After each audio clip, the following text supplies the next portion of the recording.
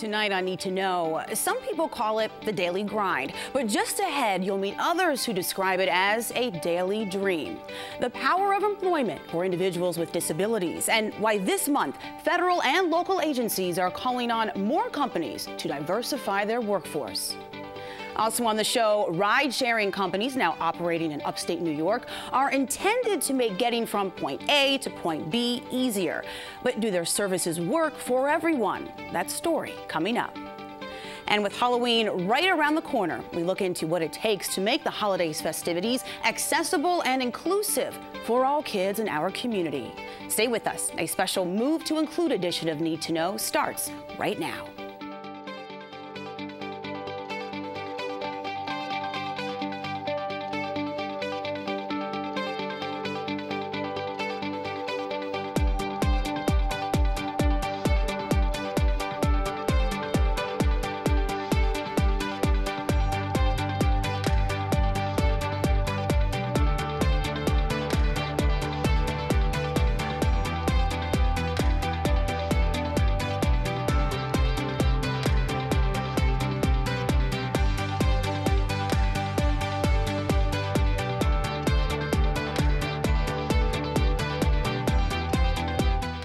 It's a phrase some of you have likely heard more than once. Choose a job you love and you'll never have to work a day in your life. While researchers say precise attribution is questionable, some would say that there's a meaning behind it that bears some truth. But for the more than 10% of unemployed Americans with a disability, which is nearly double the unemployment rate of those without a disability, finding a job is the ultimate goal. For Justin, a young man you're about to meet, that dream recently came true. A local organization believes Justin's story is one of many that drive home the importance of building inclusive work communities to help understand the diverse strengths of all abilities. Joining me to discuss more during National Disability Employment Awareness Month is Justin, an associate with Unicel Industries, Erica Blum, Program Manager of Pre-Vocational Services at CDS Monarch, and Taryn Mullen, Executive Director of CDS Wolf Foundation. And I should explain that CDS stands for Continuing Developmental Services. So welcome to all of my guests. So Taryn, I can guarantee you there are some viewers tuning in for the very first time and they're thinking, CDS, what is that? So what does CDS do? Sure. Thanks for having us. And CDS was started in 1977, so we're actually celebrating our 40th anniversary this year. Very exciting milestone. But CDS was started by a group of families who had loved ones with developmental disabilities here in Rochester, looking to provide services and supports for them to have independence as they transitioned out of school and into adulthood. So they formed CDS out of their living room, essentially, and started with one residential home, and CDS has grown quite a bit since then. We now have 26 residential homes for people with developmental disabilities.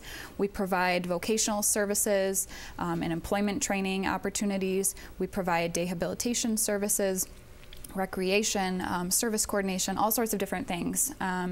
And in addition to that, that's kind of our CDS Monarch. That's our roots where we started. But in the last 10 years, we've really evolved as an organization and have started to provide services and supports for other populations in need in our region. So we offer services for veterans, for seniors, and also for people with chronic illnesses in upstate New York. Right. Well, Justin, I want to talk with you. I understand that your employment story really began with a 4-year pre-vocational training program, and this was at Unicel. For viewers who don't know, Unicel is a subcontractor for food and product manufacturing, assembly, and much, much more. So talk to me a little bit about what that pre-vocational training was like for you. What did you learn? I learned about I move up, and that's why I got another job.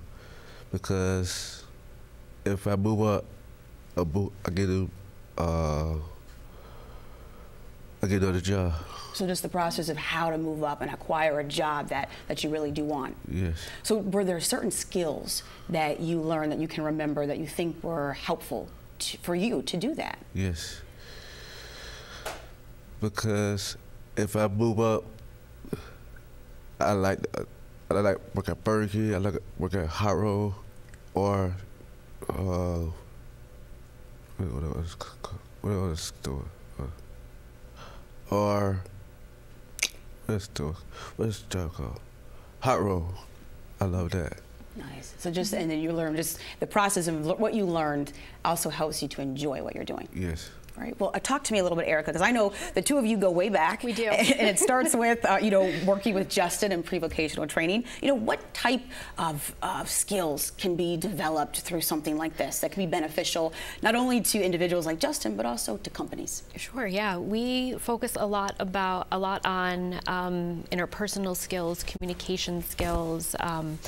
We do a lot of focusing on how to stay focused on your job, how to communicate with supervisors if there's issues, and all of those have really helped Justin move up from starting at Hard Road. He went from our Hard Road location to Blossom Road, which is like a promotion for him.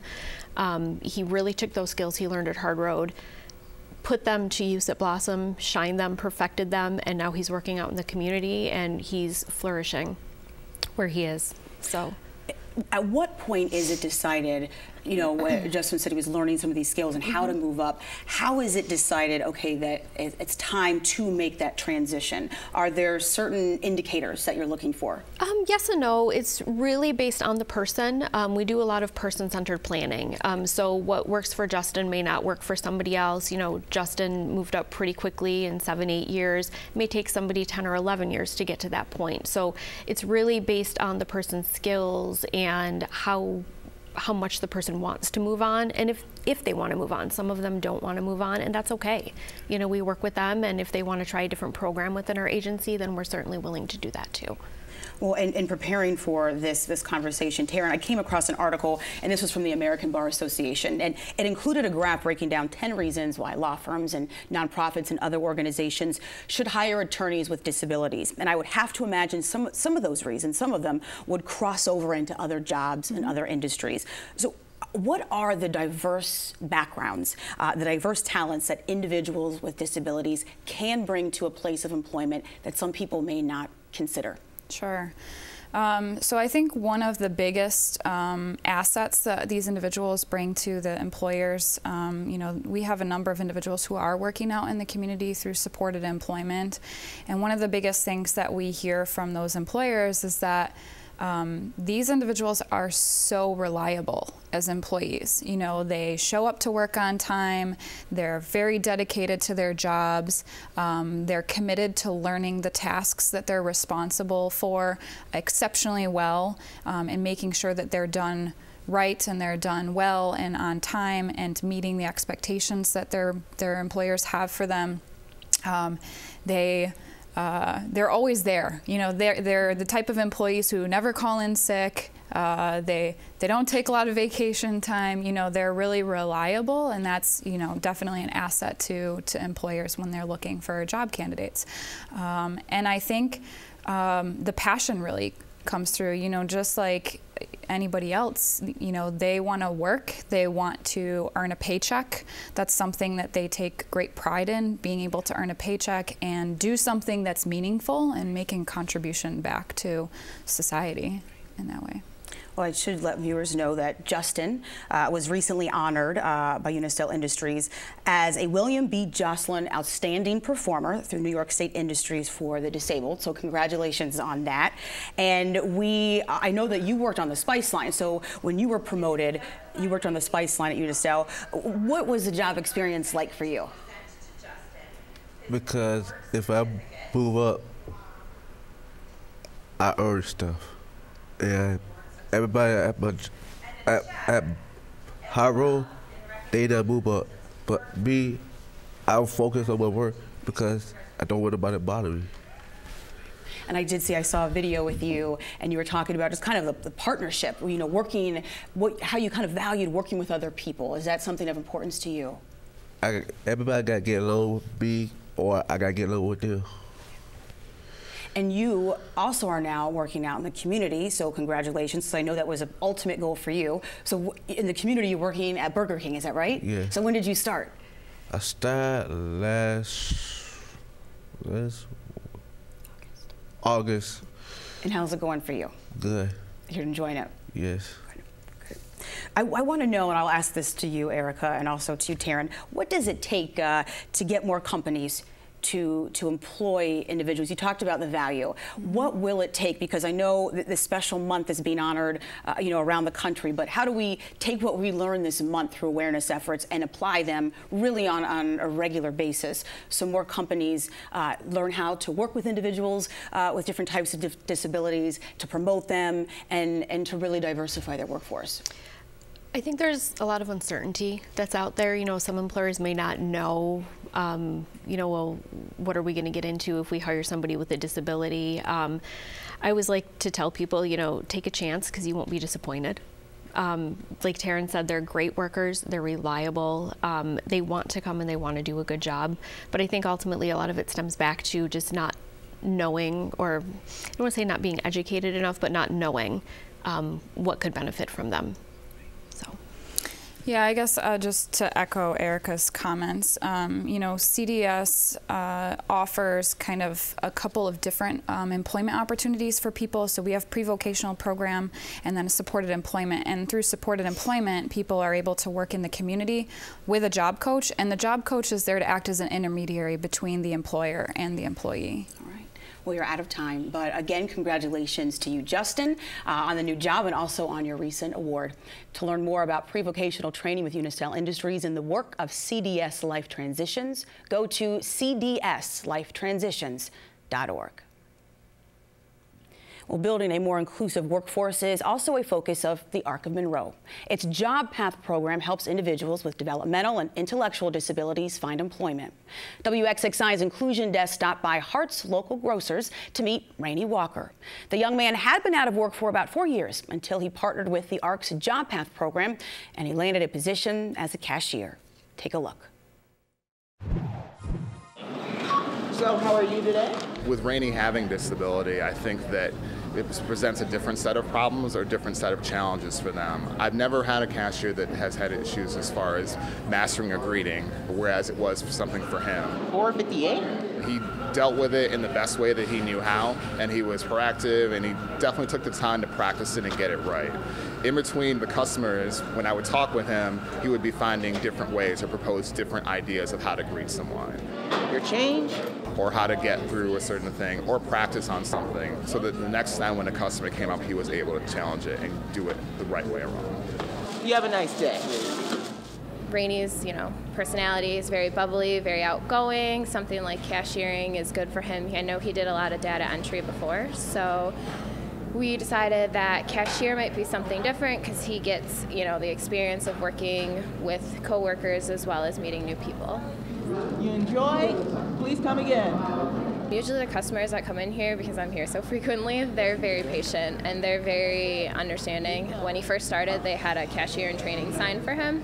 And then gradually, he got quicker and his pace picked up better, and he got better at his job.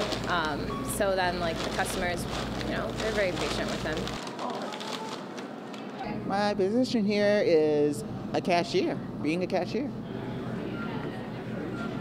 It's allowed me to do something. Besides, it's nice to do nice things.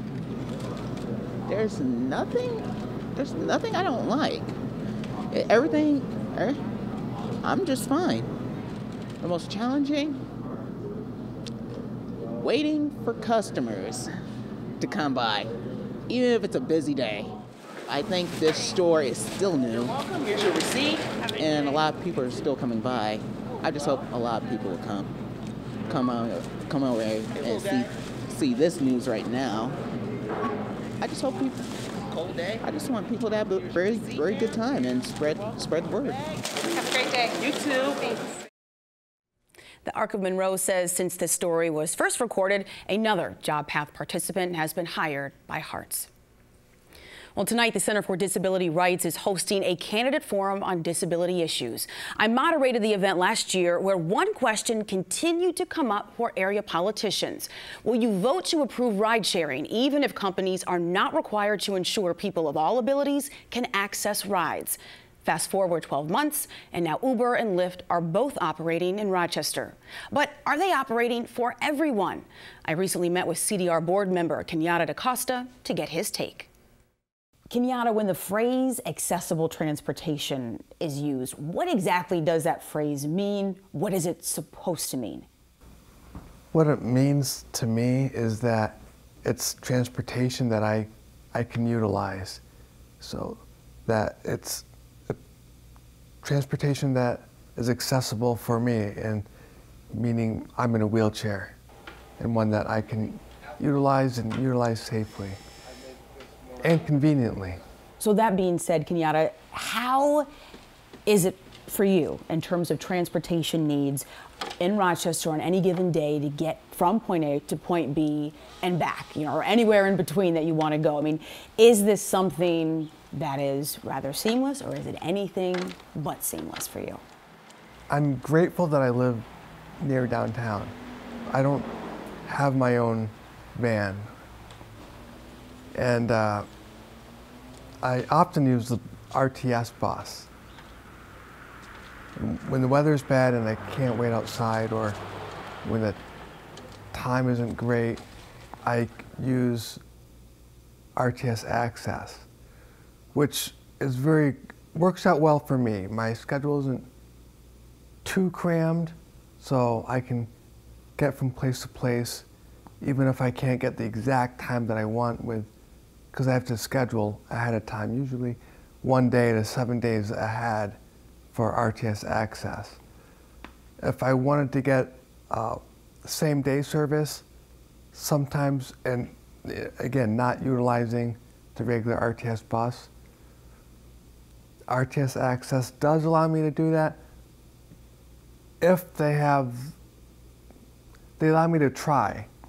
Sometimes they're not always available to schedule same day service, and if that's the case, then I would have to call a service that's usually, might be for medical transport usually, that can take a wheelchair. I've done that in a real crunch. It's expensive.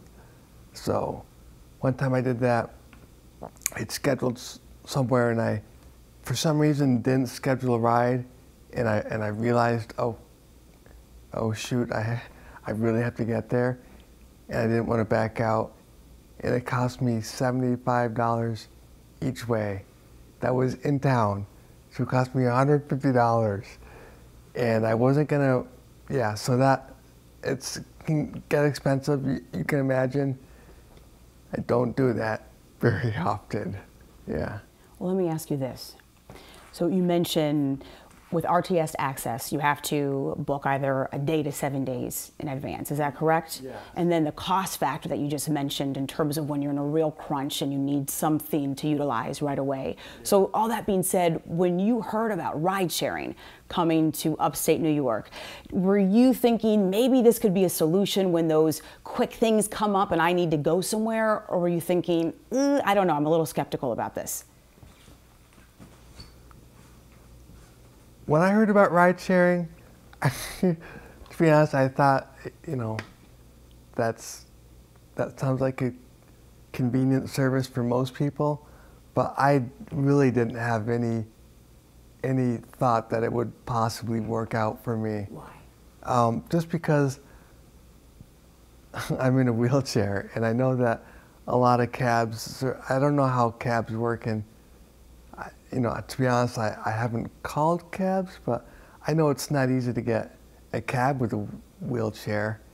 And a cab company, they have, I would think they would have more resources than someone signing on to be a driver for Uber or Lyft or that sort of ride service. So I thought, as hard as it is to get a cab that's wheelchair accessible in Rochester now, it would be even harder with the ride share type service because people are using their own cars.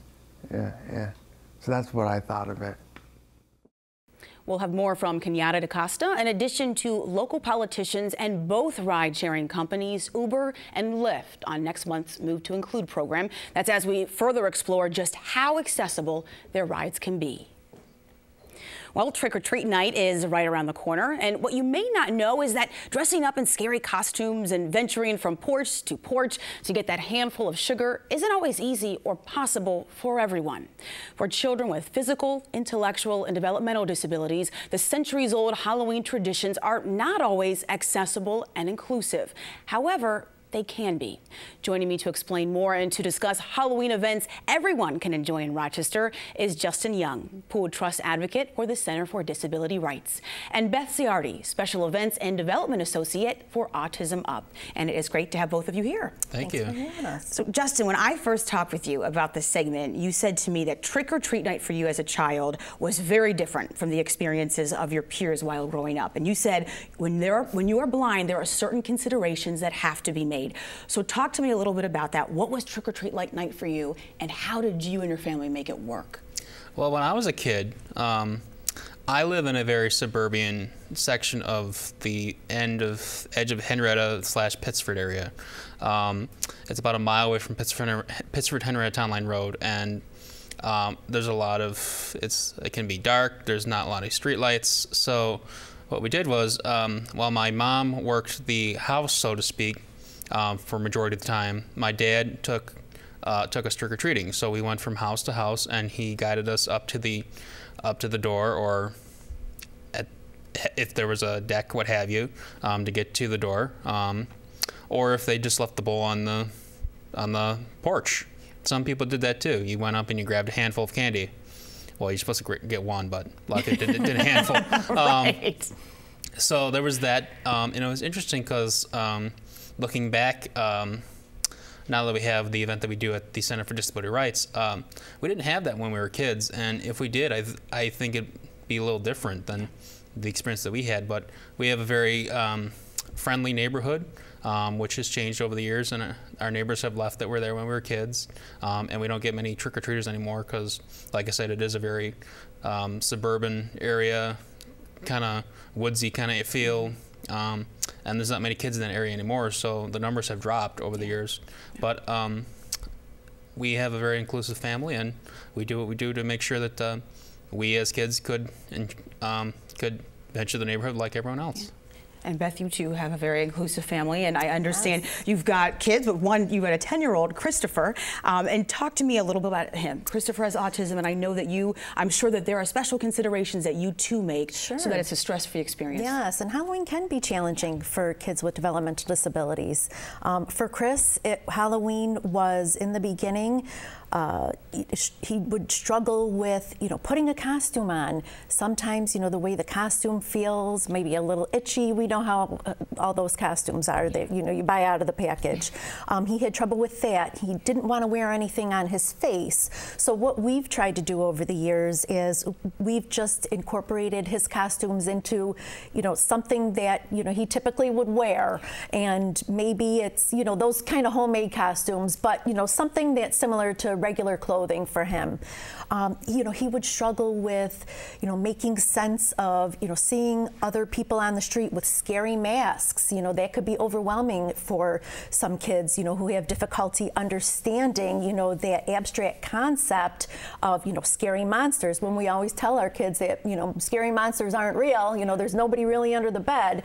But, when you're navigating the neighborhood and you see somebody in a scary ghost mask, that could be kind of overwhelming for a lot of kids. So, we struggled with those things. Making the way around the neighborhood, Chris always likes to, walk ahead of us and, be just, he's a runner. He's very unaware of risk. And like Justin said, with, the neighborhoods in the suburban areas, we have dark streets. We don't have street lights. So making sure that, he's wearing a lot of reflectors, a lot of glow sticks, all that, keeping him safe, if he does happen to get away from me. So, these are just the things that, families do have to kind of, maneuver around. And, as you walk up that driveway and you get to the door, there can be a whole nother set of challenges for families too. Well, I want to talk about the events that both your respective organizations are having. They are accessible and inclusive Halloween events. The very first one on the calendar is October 26th, and that is the Accessible Trick or Treat at the Center for Disability Rights. Justin, what can people expect? Well, at our downtown State Street office, which is our headquarter office for the Center for Disability Rights, every year we have an accessible trick-or-treat event where from top to bottom, ceiling to floor, both floors, it's a 2-story building, so both floors, they're decked out with different theme-related Halloween-related themes that each team for that specific section has chosen, and typically the scarier more side of the Halloween stuff is on the first floor, and the second floor is more kid-friendly. And we have about 350 to 400 kids with disabilities. Their parents bring them, and they come and they go around the entire building, and volunteers, whether they're staff members or volunteers from the community, they hand out candy, pounds and pounds of candy that we give out, just because, like I said, we have so many kids, and to account for that amount of candy, some of our staff donates candy. We have a specific budget for buying candy and supplies, and I'm going to interrupt because I've seen the pictures and it looks like quite an event. Yes, it's a great event every year. And Beth, Autism Up is hosting Trunk or Treat. I want to know the meaning behind that clever name. That's October 29th. Tell us about that. October 29th in our parking lot at Autism Up. Trunk or Treat is a different twist on a trick-or-treating experience for families. Instead of going house to house and dealing with the challenges of what that brings, this year Autism Up is going to host a trunk or treat where our members and community folks come and park their vehicles in our parking lot and get into the spirit of things with decorating their trunks, whether it be a certain Halloween theme or a character theme. And the children, or trick-or-treaters I should say, because you can't limit an age, with kids with autism for trick-or-treating. So they're going to go around from trunk to trunk trick-or-treating, and then inside there will be some games, open gym time, crafts, and snacks for them to enjoy. All right, well, our time is up, but a very special thank you to my guests. And you can learn more about the Center for Disability Rights Accessible Trick or Treat. That again is on October 26th. For more information, go to cdrnys.org/events. And for information on Autism Up's Trunk or Treat on October 29th, go to autismup.org/events. And that wraps up this special Move to Include edition of Need to Know. And Move to Include is a partnership that's between WXXI and the Golisano Foundation. Its mission is to encourage thoughtful discussion about issues of inclusion and the differently abled. To learn more, go to movetoinclude.org. Thank you for joining me. I'm your host, Helen B. and Duty Hofer. Have a good night.